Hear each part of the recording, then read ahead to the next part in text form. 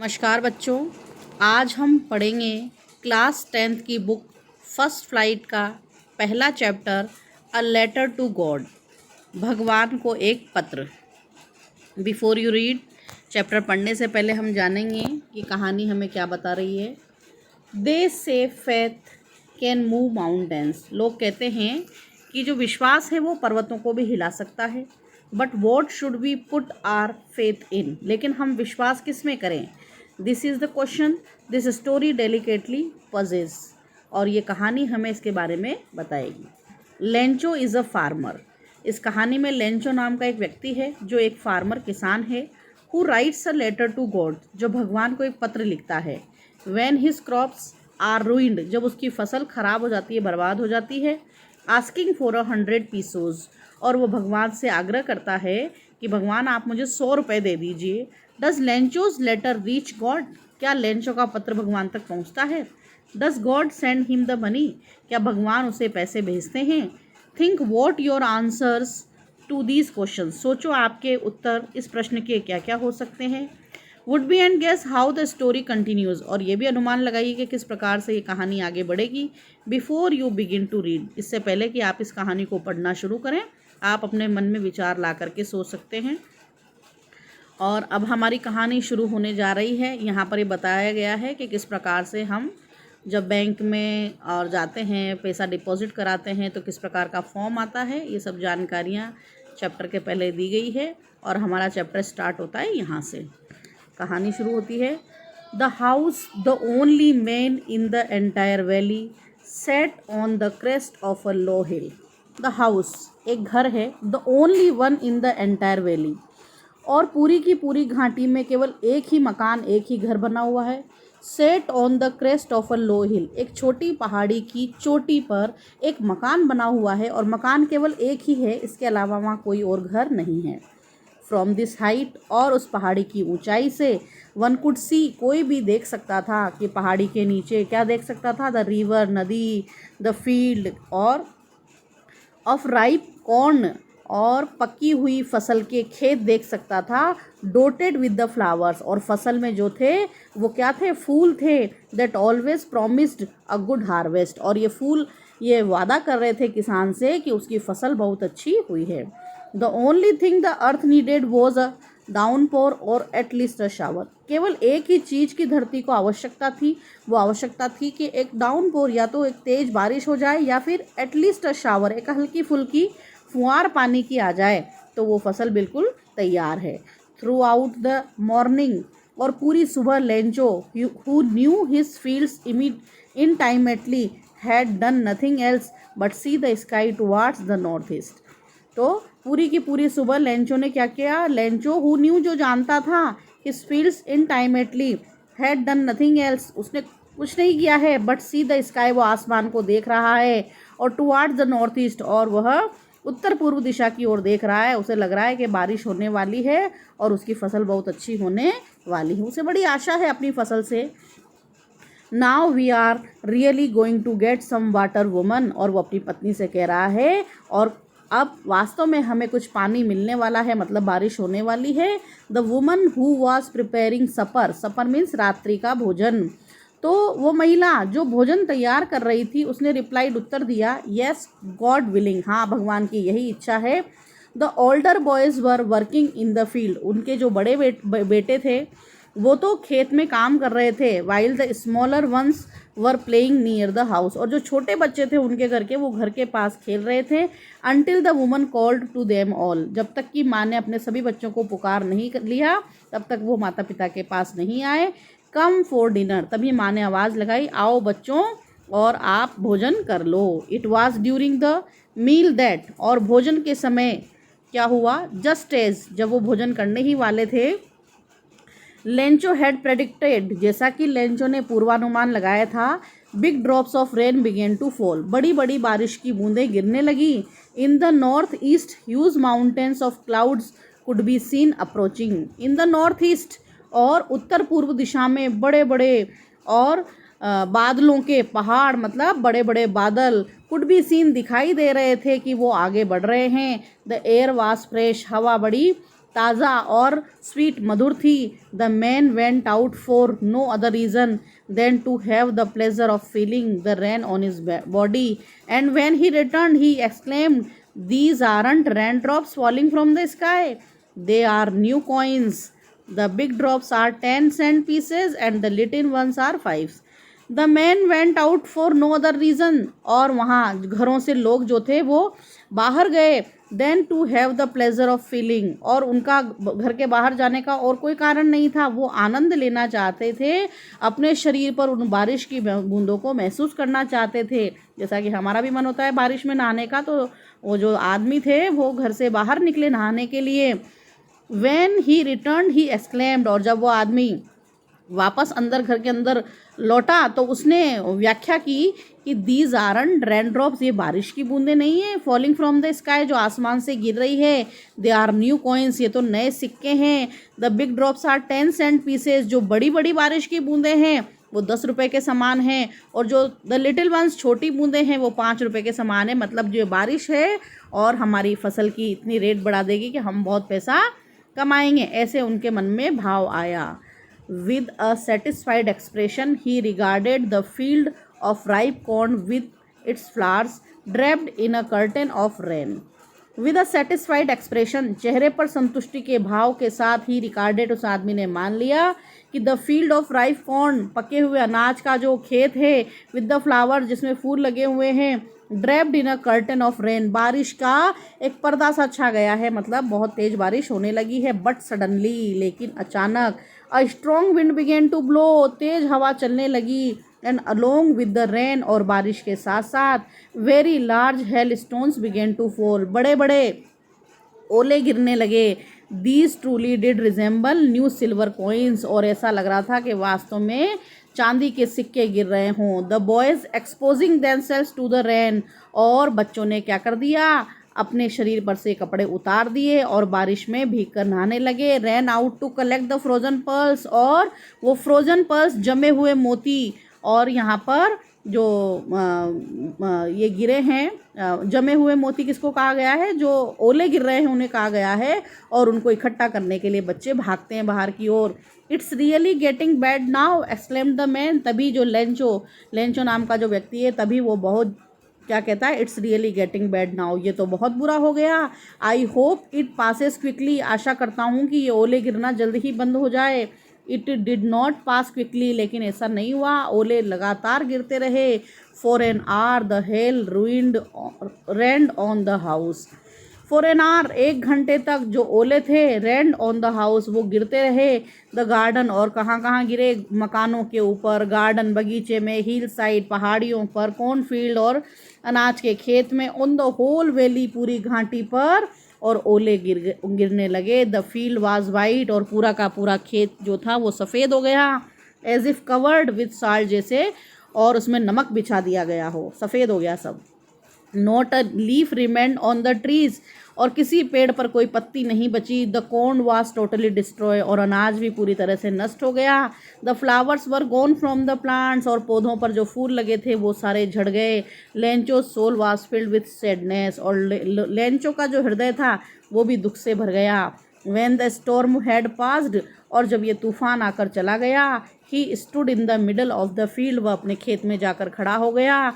And said to his sons, और उसने अपने बेटों से कहा, a plague of locust would, और यहाँ पर क्या है, plague of locust, insect which fly in big swarms groups and destroy crop, और जो बड़ी मात्रा में जो इंसेक्ट कीड़े मकोड़े आते हैं समूह में और फसल को नष्ट कर देते हैं, इसी प्रकार से अ plague of locust would have left more than this, वो कहता है कि अगर इस प्रकार के कीड़े मकोड़े भी आकर फसल को खाते तो वो भी हमारे लिए कुछ छोड़ के जाते, लेकिन इन ओलों ने तो हमारे लिए कुछ नहीं छोड़ा है। The hail has left nothing, this year we will have no corn, और इस साल हमें कोई अनाज नहीं मिलेगा। That night was a sorrowful one, वो रात उनके लिए बड़ी और दुख से भरी थी। All our work for nothing, हमने जो काम किया वो सब बेकार हो गया। There's no one who can help us, और अब कोई नहीं है हमारी मदद करने के लिए। We will all go hungry this year, इस साल तो हम सब भूखों मर जाएंगे। इस प्रकार के भाव लेंचो के मन में आए। But in the hearts of all who lived in that solitary house in the middle of the valley, there was a single hope, help from God. But in the hearts of all, वो सब लोग who lived in that solitary house, जो उस अकेले मकान में रहते थे, in the middle of the valley, उस घाटी के बीचों बीच बने हुए उस मकान में जो लोग रहते थे, there was a single hope, उनके मन में केवल एक ही आशा थी, और वो उनकी आशा क्या थी कि अब भगवान हमारी मदद करेंगे. Don't be so upset even though this seems like a total loss. Don't be so upset, इतने उदास मत हो. even though, यद्यपि ऐसा लग रहा है कि हमारा बहुत ज़्यादा पूर्ण रूप से नुकसान हो गया है, कुछ नहीं बचा है, लेकिन रिमेंबर, याद रखो, no one dies of hunger, भूख से कोई नहीं मरता. दैट्स वॉट दे से, वो सब ऐसा कहते हैं. No one dies of hunger, और ऐसी कहावत है कि कोई भूख से नहीं मरता. ऑल थ्रू द नाइट, पूरी रात, Lencho thought only of his one hope, अपनी एक ही आशा के बारे में लेंचो सोचता रहा, द हेल्प ऑफ गॉड, कि भगवान उसकी मदद करेंगे. Whose eyes as he had been instructed see everything even what is deep in one's conscious. और हुज आइज, लेंचो की आंखों ने, as he had been instructed, और उसने खुद ने सारा देखा था, सी एवरीथिंग, अपने खेतों का नुकसान होते हुए, even what is deep in one's conscious, फिर भी उसके मन में एक विश्वास था. Lencho was an ox of a man, और ox of a man Lencho था, मतलब बहुत मेहनती व्यक्ति था, बैल की तरह खेतों में वो काम करता था. Working like an animal in the fields, जानवरों के समान खेतों में काम करने वाला मेहनती परिश्रमी व्यक्ति. But still he knew how to write, लेकिन फिर भी उसे लिखना आता था. द फॉलोइंग संडे, अगले रविवार को, एट डे ब्रेक, और जैसे ही दिन निकला, सुबह हुई, he began to write a letter, उसने एक पत्र लिखना शुरू किया, which he himself would carry to town, और उस पत्र को वो स्वयं कस्बे में लेकर गया. and place in the mail, और उसने उस पत्र को डाक में डाल दिया. it was nothing less than a letter to God, और ये कुछ नहीं था, ये तो एक भगवान को लिखा गया पत्र था.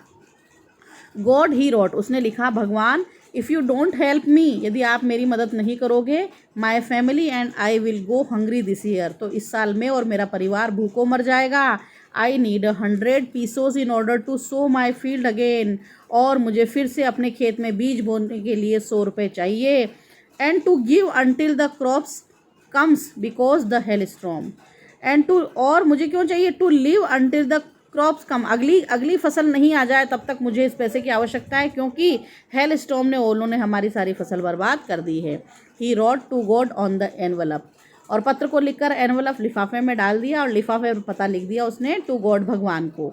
पुट द लेटर इनसाइड, और पत्र को अंदर डाल दिया. Still troubled went to town, और जब वो कस्बे में जा रहा था, अभी भी वो परेशान था. एट द पोस्ट ऑफिस, और पोस्ट ऑफिस में जाकर, he place the stamp on the letter, उस लेटर के उसने अपने डाक को लगाया, स्टैम्प को लगाया, टिकट को लगाया. And dropped it into the mail box, और डाक के बॉक्स में उसको डाल दिया.